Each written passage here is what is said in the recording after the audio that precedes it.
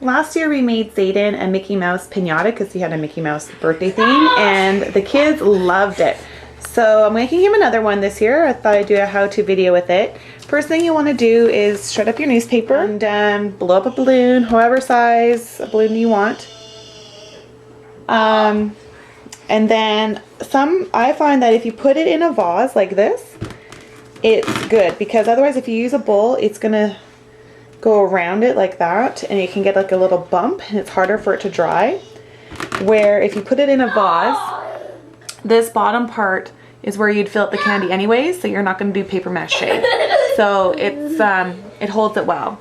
And then you also want to get a mixture of flour and water. So what you're going to do is you're just going to dip your paper into here, and then you're going to take off all excess between your fingers and then start laying them on the balloon and just do one layer overlapping just slightly. And we are done for day one. So now you just let it dry for, I say, a good day, a good 24 hours.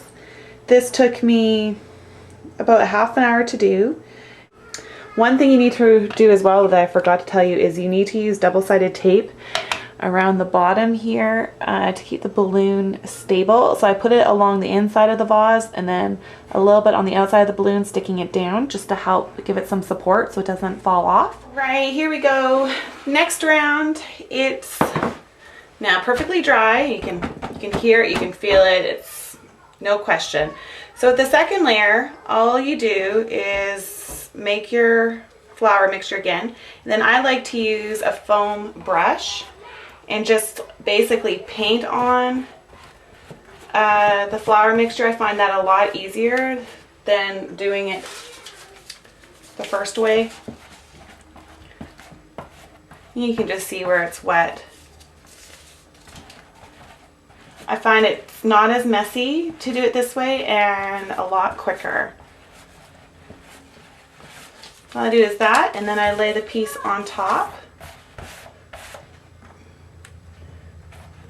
And then I put that on it. Here we are, all finished. Another tip for when you do your second, third, however many layers you want to do, is to use colored paper on the other side.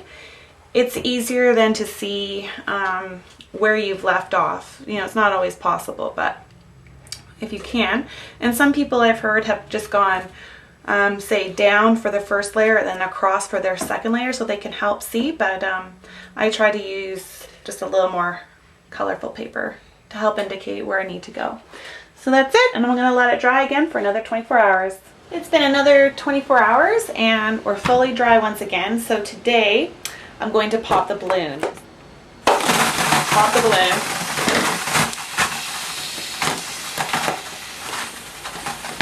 Ooh, boy.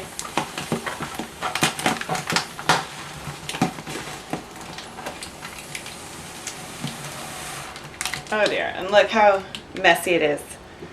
Now I'm just going to empty it out just to get whatever little flakes, paper mache and stuff out of there. So next I'm just going to cut off the tape that I had supporting the pinata in the vase. Now what I like to do is I like to do a little bit of reinforcement along here, because you're going to put holes in the sides and put string through, and the weight of the string with all the candy and the toys in there, I'm always just concerned that it will rip. So I'm going to put another layer of paper mache just all the way around, just to give it that little more support. And I also use, see if you can see that, the flour water mixture, I made it so that it's a lot thicker. See, it doesn't run very well. Just to be, I don't know, I'm guessing it'll just be, if it's thicker, the glue will be stronger and work a little bit better. It may all be in my head, but that's my rationale of making it really thick. Okay, so it's finally hard and set, and I'm feeling pretty confident that the reinforcements are enough. So I'm just looking at the shape of it, and I think I'm going to put the holes for the string in here because it makes an oval, and it just kind of shaped like that. So I take like a little skewer, and you can take a sharp knife or a scissor, anything, and I just put a little hole. I put it in, and then I just twist a little bit so that you can fit string through. You'll have a little hole. See if you can see that. You see, yeah, there's that little tiny hole there. And I'll try to make it somewhat even. I'm not the best at this kind of thing. I'll just guess. All right, so now it's time to paint. So I did as much as I can. I've left the base, needless to say, because I need to let the paint dry, flip it around, and then paint the top. So it looks like this will probably need 2 coats of orange paint, just so you can't see any of the advertisements on the papers underneath the paint. So I'm gonna let it dry, flip it around, do the top, and then recoat it again. Oops. Okay, so we're done painting it. I did just 2 coats of orange, and then I went and painted on the number 4 because it's his 4th birthday. Didn't really know what else to do. And then I just put some clear paint over top just to make it a bit shiny. So when it's all dry, then we're going to put the string through.